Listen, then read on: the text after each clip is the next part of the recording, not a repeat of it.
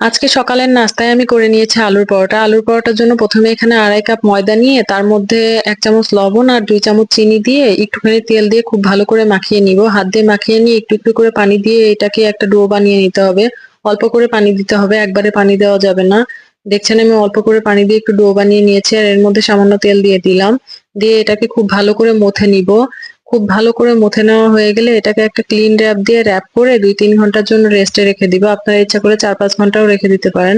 এখানে আলু ভর্তা করে নিব। আলুকে আপনারা যেভাবে পেঁয়াজ মরিচ দিয়ে ভর্তা করেন ওভাবেই পেঁয়াজ শুকনা মরিচ দিয়ে ভর্তা করে নিবেন।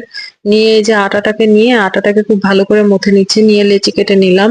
লেচি কাটাটা হয়ে গেলে এবার হাত দিয়ে এভাবে পাতলা করে নিয়ে লেচিটা পাতলা করে নিয়ে তারপরে এর মধ্যে আলুর পুর দিয়ে মুখটা সিল করে দিয়ে এবার বেলে নিতে হবে। আর এটা আমি সংরক্ষণ করব। তার জন্য তাওয়াতে এপিঠ-ওপিঠ করে ৩০ সেকেন্ড ভেজে তারপরে একটা র‍্যাপিং ফয়েল দিয়ে ফ্রিজে এটা ১ মাস পর্যন্ত রেখে দিতে পারবেন। এই তো দেখছেন সবগুলো আলুর পরোটা ভাজা হয়ে গিয়েছে। এবার এগুলোকে আমি ক্লিন র‍্যাপ দিয়ে র‍্যাপ করে নিব। র‍্যাপ করে নিয়ে যাতে বাতাস না ঢোকে এভাবে আমি ফ্রিজে সংরক্ষণ করে রাখবো প্রায় ১ মাসের মতো। আর একটা পরোটা আমি আপনাদেরকে ভেজে দেখাচ্ছি। চুলায় তাওয়া বসিয়ে একটুখানি তেল বসিয়ে ১ম এ পরোটার এক পাশটা খুব লালচে করে ভেজে নিতে হবে। নিয়ে তারপরে আরেক পাশটা ভেজে নিয়ে এভাবে আমি সবগুলো পরোটা ভেজে নিয়েছিলাম যেগুলো খাবো। আর বাকিগুলো আমি ফ্রিজে সংরক্ষণ করেছি প্রায় ১ মাস এগুলো ভালো থাকবে।